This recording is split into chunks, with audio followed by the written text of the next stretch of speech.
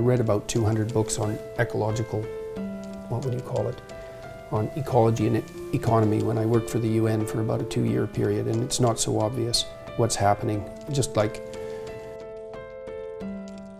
Okay, climate change. I saw you posting a link to a study suggesting that, you know, a lot of the way that it's talked about has been overhyped. What are your beliefs about climate change? Well, I spent a lot of time. I don't really have beliefs about climate change, I wouldn't say. I mean, I think the climate is probably warming, but it's been warming since the last ice age, so I don't know exactly what to make of that. But it's dramatically accelerated even in the last couple of decades. Maybe. And possibly. It's not so obvious. I spent quite a bit of time going through the relevant literature. I read about 200 books on ecological, what would you call it, on ecology and economy when I worked for the UN for about a 2-year period, and it's not so obvious what's happening, just like with any complex system. The problem I have fundamentally isn't really a climate change issue.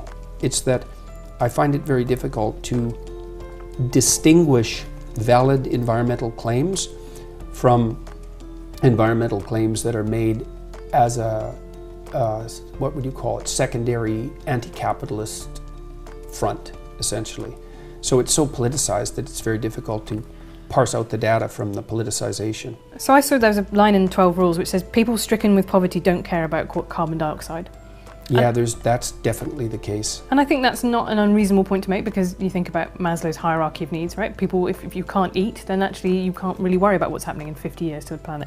However, I don't think that's a reason not to tackle climate change, because those same people in the global south... It's partly a reason.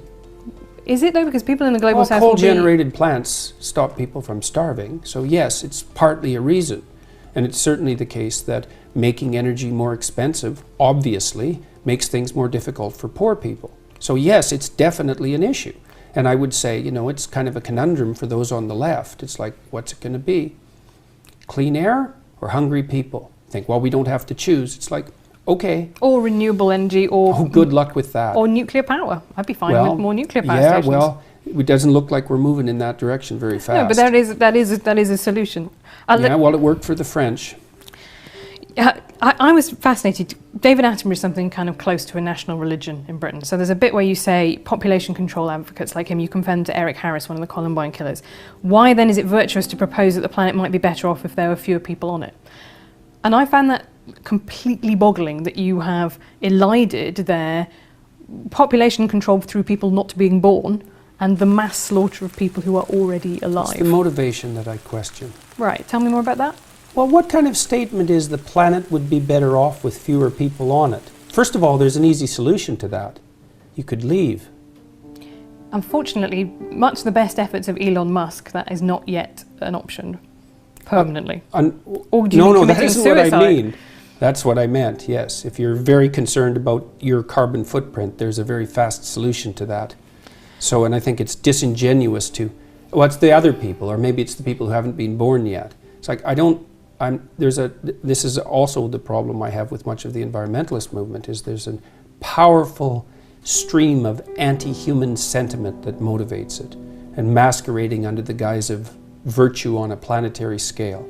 It's like, could be. I mean, it's not like we're not fouling our own nest, you know. But that's why I'm fascinated by where you come from, is because the book, you know, is so much about things being in balance and harmony, right? And order and chaos outweigh each other. Well, what overpopulation has done is got to the same... Who says we have overpopulation? Well, I think that it's very difficult to see under the current model of fossil fuel-based capitalism. Sorry to use that word, I know it upsets you. But that is what you until we've run out, when we run out of fossil fuels. Yeah, that's not going to happen. Well, it will happen. Yeah. Because there is people have been saying that's going to happen for 50 years, and now the United States is a net exporter of fossil fuel. Right. And so no one saw that coming, did they? But it happened. And you're right, that might be the case, but at the moment I would say that, you know, China is putting up new coal-fired power stations, you know, by the bucket load. Yeah. It is entirely possible that the stuff that the developed nations did, that now developing nations did, you know, and now doing to make themselves richer. They'll get concerned about clean air when they get richer. That's what the data indicate. Once you get GDP up to about $5,000 per year, people start to become concerned with environmental issues. So if we make people rich fast enough, I don't think so. It'll happen too late for some things. It looks like we're going to top out at about 9 billion. I think we can handle that. I think probably people one of the problems that'll beset us in 100 years, assuming there are even creatures like us around in 100 years, is that there'll be too few people, not too many. You know, the projections top out at about 9 billion. It's only 2 billion more than we have now. There's every reason to assume that we can cope with that, especially given the rapid decreases in poverty around the world at the moment.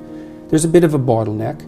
There'll probably be some more extinction. What we're doing to the oceans by overfishing doesn't seem very smart, but we've only been aware of our role as planetary stewards since 1960, I would say, and we're not doing too bad for people who just woke up to the fact that we're actually a planetary force. And I don't think that we're overpopulated. I think all the arguments that all the people who made those arguments in the 1960s, like Paul Ehrlich, I think he wrote The Population Bomb, predicted mass starvation by the year 2000. He was absolutely and completely wrong. No, we've been very lucky with things like golden rice, for example, and genetic engineering of crops. I think that's... Yeah, it's not luck. No, it is. I agree. There, human ingenuity is a huge part of that, definitely. Right. Well, and more people, more ingenuity. And Bjorn Lomborg, who I really admire, this skeptical environmentalist who's actually gone a very long ways to trying to figure out what we could do at a planetary level that would actually be useful and productive. His research has indicated the best possible investment isn't carbon tax, it isn't cessation of utilization of carbon-based fuel. It's probably investment in early infant care around the world, especially in developing countries. Seems right to me. He's done the analysis very carefully.